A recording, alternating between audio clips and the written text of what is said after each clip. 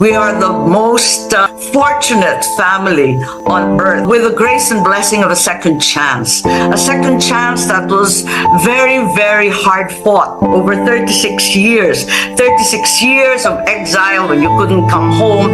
36 years na sabihin ko na napakahirap. Hindi ko naman pinag-uusapan. Natapon kami kung saan-saan dulo ng daigdig. Napakahirap nun eh. Pinaglaban namin to eh.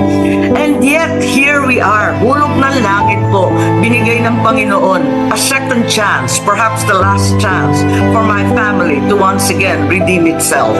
So many Ilocanos who arise that were ostracized. Even my children, we came back home and we were mocked, and my kids would say, "Mom, why are they so angry? I promise I haven't done a thing." And I could never explain. Mr. President, baka susunod ka sa dinaanan ng tatay mo. Diyan ako takot. Ayaw ko mangyari sa iyo yan. It is your responsibilities sa sarili mo.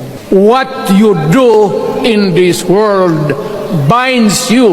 Iyo yan. Bakit binababoy ninyo ang bayan natin? Lalabas ka ng Malacanang kagaya noong panahon na pinalayas kayo. See, I cannot take notes, I cannot take a ballpen and pen this.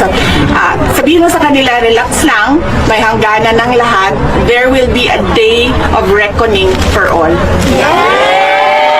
Ang suggestion ko nga kung magre-resign si BBM na mas maganda, para hindi na siya palisin ng tao kagaya nangyari sa mga parents niya, mas maganda, mas honorable kung mag-resign. Huwag nang antayin magalit. Galit ng tao